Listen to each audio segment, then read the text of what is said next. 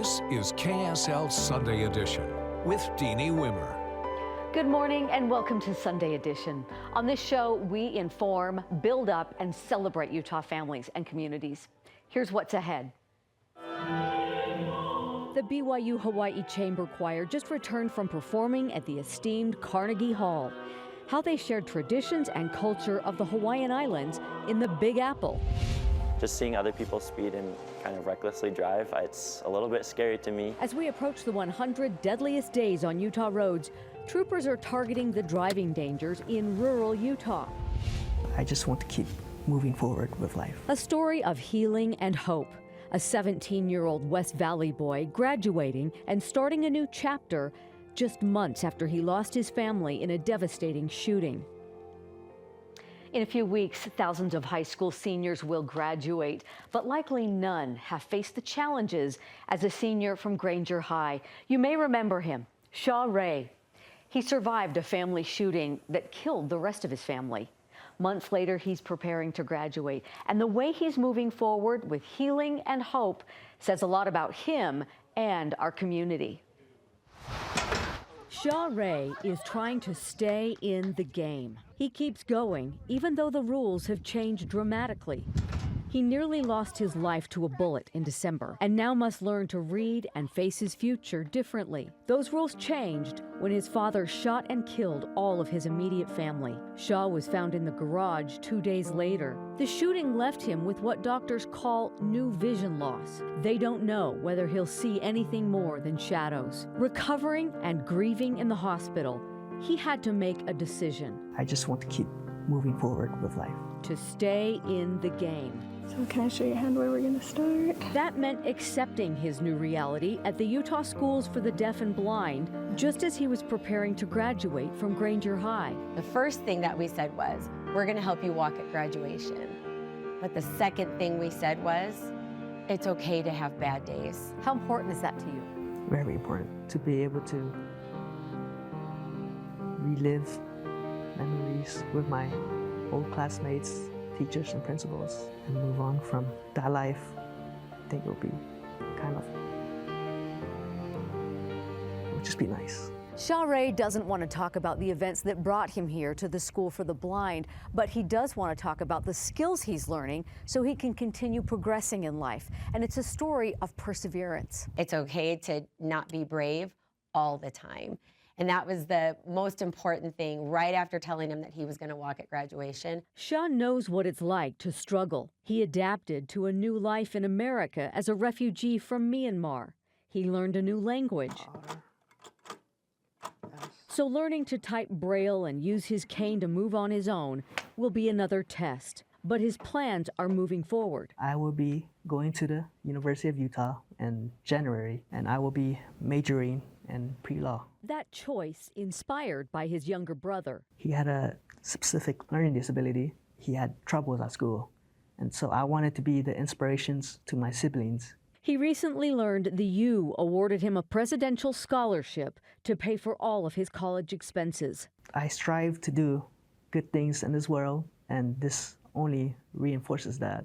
I am very grateful and blessed to have this opportunity. His faith is a big part of his hope. He and his family were baptized into the Church of Jesus Christ of Latter-day Saints nearly a decade ago, but he still reconciles conflicting emotions. Religion is a big part of why I'm always so positive. It gets me thinking that I will be able to see my family again in the afterlife. At first it was really hard for him, but he's been able to understand that God allows people to make choices, and sometimes those choices are good and sometimes those choices are really bad. Bridget Harding is part of Team Sha Ray. Her family and the Schmidt family helped Sha Ray's family assimilate to life in Utah. They've stayed friends ever since. They were by his bedside after the tragedy, and Sha Ray brought them flowers on Mother's Day. Thank you. That's so pretty. That's another sign he's moving forward. They don't celebrate holidays in his culture, so he's learning to recognize others and their roles in his life. Oh, so pretty. While he lives at the school during the week, on the weekends, he's with his uncle and aunt. His cousin is a helpful companion. He's been able to experienced so many people that have been perfectly placed on his path to really help support him to be able to adapt to this new vision loss and what life is like without all those immediate family members. Educators, doctors, religious leaders, even generous strangers have rallied to help Sha Ray understand he's not alone. He's trying new things, trusting, and learning to find joy. He reminds us that when life changes, it doesn't end your life. My one major goal is to be happy and to make others happy. That he's a living, walking miracle. And that is reason to hope, heal, and stay in the game. Sha Ray plans to practice with his cane so he can accept his high school diploma at the Maverick Center later this month on his own. That alone is remarkable. Here's more on his resiliency and what he's learning to overcome in the words of his educators and friends. Sha Ray, as you know, went through a family crisis and tragedy right before Christmas break. His family was killed. He was shot through the head, and we assumed when we first got that report that he didn't have long to live. It was somewhat of a Christmas miracle the first night I was able to go see him at his hospital and see how well he was doing, and he's only improved since then.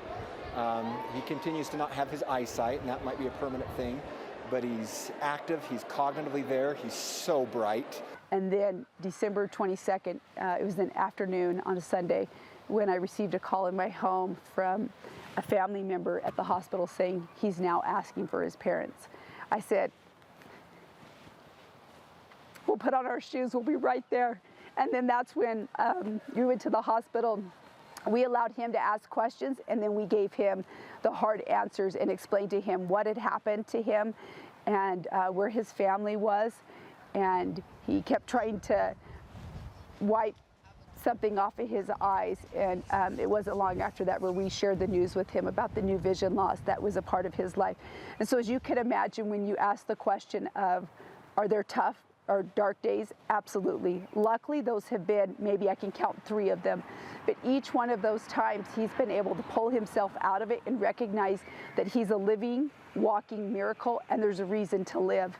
If you watch the faith in this young man, you're moved to tears and you're strengthened and inspired by somebody who could move forward when somebody else has made a decision that's impacted your life so personally. There's so much more to life than a couple of defining moments, and that you can still create magic even in the smallest parts of things. And that's what we get to do with Sha Ray, is create magic in lots of different ways.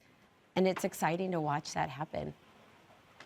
We wish him all the best. Sha Ray's story is so inspirational. If your friends or family missed seeing this story of hope and healing, let them know they can find it on the KSL News YouTube channel.